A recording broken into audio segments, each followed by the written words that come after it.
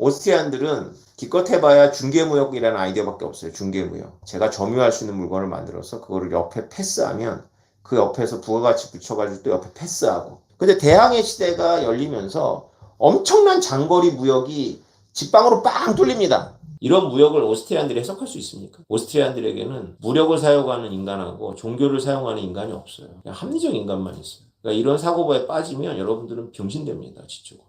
진짜 경고합니다. 참고만 해야 돼요. 오스트리안들의 경제 분석에 대해서, 특히 화폐 분석에 대해서 제가 99% 동의합니다. 99%. 근데 1%가 저와 달라요. 그 1%가 너무 중요하기 때문에 제가 이 책을 강조하지 않습니다. 이 책은 케인즈나 프리드만을 이상주의라고 이제 비판을 하고 있는데, 오스트리안 자체가 이상주의예요. 그래서 현실에 대한 해석력은 뛰어난데 대안은 거의 없다, 그렇게 보거든요. 비트코인 스탠다드나 오스트리안들이 없는 개념이 바로 항공모함입니다. 그게 저하고 달라요. 이 사람들은 케인즈의 총수요 정책이 허구의 경제학이라는 생각만 하고 있지, 국민국가가 왜 존재하는지에 대해서는 깊은 성찰이 전혀 없어요. 그냥 사람들이 다 합리적이래. 그건 완전 개소리입니다.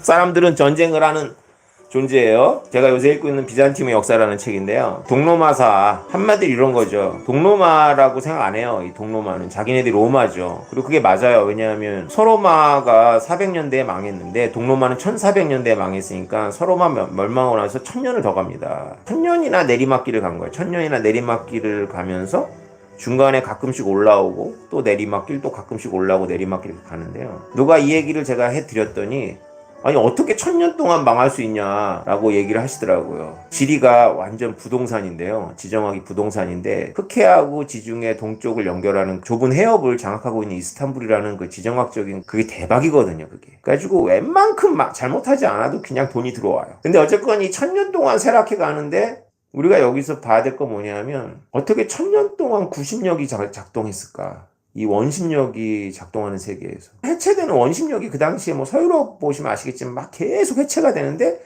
동로마에는 구심력이 있었던 거예요. 그 구심력이 뭘까요? 종교예요, 종교. 우리가 인문학적으로 질서를 볼 때는 아주 원초적인 그 무력을 이해해야 됩니다. 군사 지정화. 또 하나는 뭐냐면 인간의 합리성, 경제적인 어떤 그런 이해관계, 이해득실. 또 하나는 뭐냐면 종교적, 인간들의 사상적 결합, 이 현상을 봐야 됩니다. 그래서 세 가지를 다 봐야 돼요. 합리성, 그 다음에 군사지정화, 그 다음에 종교. 이 세 가지를 다 보지 않고 하나만 강조하고 하나만 본다면 다 오류라고 보시면 돼요. 인간이 세 가지를 다 만들어냅니다. 그리고 세 가지가 다 중요하고, 정말 하고 싶은 말은 이게 구별이 거의 잘 안 돼요. 경제가 종교고 종교가 경제고 경제가 군사고 군사가 경제고. 그렇습니다. 인간이라는 존재가 하이브리드예요. 동물이기도 하면서 지적이기도 하면서 영적이기도 합니다. 그래서 종교는 내세를 다루지만 현실인 거예요. 언제나 인류 역사에서. 이런 오스트리안들의 책을 읽으면 여러분들 착각하게 됩니다. 인간이 굉장히 팬시하고 합리적이고, 또 하나의 전제가 영구적으로 살아야 돼요. 영구적으로 사니까 시간 선호가 낮은 거죠. 인간이 영구적으로 살지 않습니다. 자식한테 물려주죠. 그거에 대한 설명이 없어요. 자식한테 물려주면서도 그것이 그 소유 것이라는 것을 보장할 수 있는 것은 놀랍게도 경제적 합리성이 아니라 종교에서 와요. 종교에서. 그것도 합리적이지 않고 힘들기 때문에 동로마사 같은 것이 개판이 되는 겁니다. 아주 역성혁명이 수시로 나죠. 다시 말해서 인간이 영원히 살지 않기 때문에 이 경제학이 기능하지 않습니다. 여러분들이 아무리 성실하게 돈을 모아도 그것이 여러분 때에 대해서 모은 것에 대해서는 그 아주 기초적인 질문들을 견딥니다. 아주 기본적인 질문들. 여러분들의 신체가 여러분들의 것이므로 여러분들의 신체를 확장해서 노동과 정신을 투입해서 만든 그 재화는 여러분 것이라는 것에 대해서 별다른 외부의 계시나 종교적 정통성을 동원하지 않고 논증할 수가 있어요. 어쨌건 이게 논증이 되면 이것을 지키는데 거의 힘이 안 들어갑니다. 군사 지정학적인 힘이 안 들어가요. 근데 여러분은 죽고 그것이 여러분 자식 것이 됩니다. 그럼 여러분 관점에서는 여러분이 선택한 사람한테 물려줄 자유가 있다라고 주장을 하겠지만, 여러분 죽고 없어요. 여러분 죽고 없는 상태에서 그 자식이 여러분 거를 가졌을 때는 남들이 그것을 정당성을 인정하는데 엄청난 신조가 동원되지 않으면 힘듭니다. 그 신조는 결국 무력에 의해서 지탱이 돼야 돼요. 그때부터는 비용이 비싸집니다. 근데 그것이 손자한테 내려가잖아요. 손자한테 내려가면 저는 지금 상속세 논쟁하는 게 아니에요. 그것은 아주 작은 그림입니다. 저는 지금 황제 얘기를 하는 거예요. 황제 얘기를. 그럼 손자한테 내려가면 거의 종교적 힘 아니면 아무런 합리성도 없어요. 영원히 산다고 생각하는 거죠. 그리고 오스트리안들은 기껏 해봐야 중개무역이라는 아이디어밖에 없어요. 중개무역. 제가 점유할 수 있는 물건을 만들어서 그거를 옆에 패스하면 그 옆에서 부가가치 붙여가지고 또 옆에 패스하고, 그러면 이렇게 중개무역이기 때문에 여기서 도는 어음도 1년짜리 어음이에요. 1년짜리 어음이고 내가 내 신체를 동원해서 내가 자원을 조합해서 만든 것을 옆에다가 전달하면 별다른 위험도 부담하지 않기 때문에 국가가 필요 없죠. 그리고 1년짜리 어음이니까 그냥 뭐 계속 거래라는 합리성에 의해서 움직입니다. 네가 부도를 해? 그럼 난 다음부터 너하고 거래 안 할 거야. 이러면서 응징을 하니까 시장의 합리성에 의해서 조정이 돼요. 그렇게 만들어진 세계는 아주 다양한 생산자들이 아주 작은 좁은 범위에서 토스하면서 석유도 토스에서 오고 후추도 토스에서 오는 거예요. 근데 대항해 시대가 열리면서 엄청난 장거리 무역이 직방으로 빵 뚫립니다. 그러면 이때부터는 인간들이 서플라이 체인이 엄청 길어지고 삼성 반도체라는 엄청난 금보다 더 비싼 거를 만들어내지 않습니까? 그게 엄청난 생산 자원이잖아요. 이 생산 자원이 동탄에 있고 수원에 있습니다. 여러분들 어떻게 생각하세요? 이렇게 엄청나게 귀한 금들이 그냥 길 위에 있는 거야. 들판 위에. 여러분들이 카라반 목동이거나 여러분이 해적이야. 해적. 응?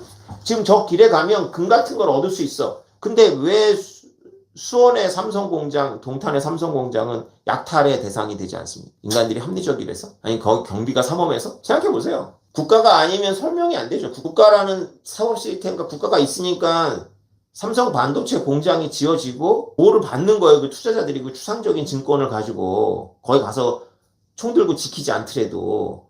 근데 이런 경제를 인간이 운영한 게 얼마 안 된다니까. 그것이 피터 자이언이 우리한테 얘기해주고 있는 거예요. 그 시대가 끝나가고 있다라고.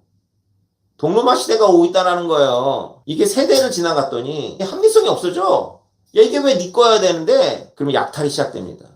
어떤 약탈이에요? 가서 그냥 막 뜯어내는 것이 아니라 역시 이거를 지켜줬던 국가를 이용한 약탈이에요. 그래서 오스트리안들은 이 과정을 보진 않고 이건 애써 감추고 국가를 이용한 약탈만 비판하는 거예요. 국가를 이용한 약탈. 국가를 이용한 약탈이 왜 가능하냐 하면 국가가 그 투자 자원을 보호해줬기 때문에 그렇거든요. 지혜족보 1편에 나옵니다. 자유주의자의 딜레마에. 다시 말해서 오스트리안들의 꿈이 이루어지려면 1년 이상의 금융도 없어지고 대를 거쳐서 투자할 필요가 없는 우리 수준의 경제관만 있으면 되는 거예요. 대를 이어서 나라 경제를 생각하면서 뭐 반도체를 투자할 생각 없잖아요. 그죠? 그럼 미친 짓을 왜 합니까? 나중에 손자 때문에 다 뺏길 텐데.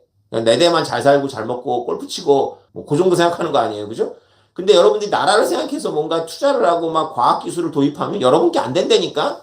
여러분께 되려면 여러분 영원히 살아야 되고 여러분 자식께 되려면 종교가 동원돼야 돼. 종교화된 국가 이념이 동원돼야 되고 나중에 그 국가가 똑같은 힘으로 다 여러 사람의 투표라고 하는 것도 민주주의에 제한된 이야기고 이걸 거시적 문명사적으로 보면 여러 사람에게 뇌물을 줘야 되는 그 국가가 그걸 약탈해버립니다.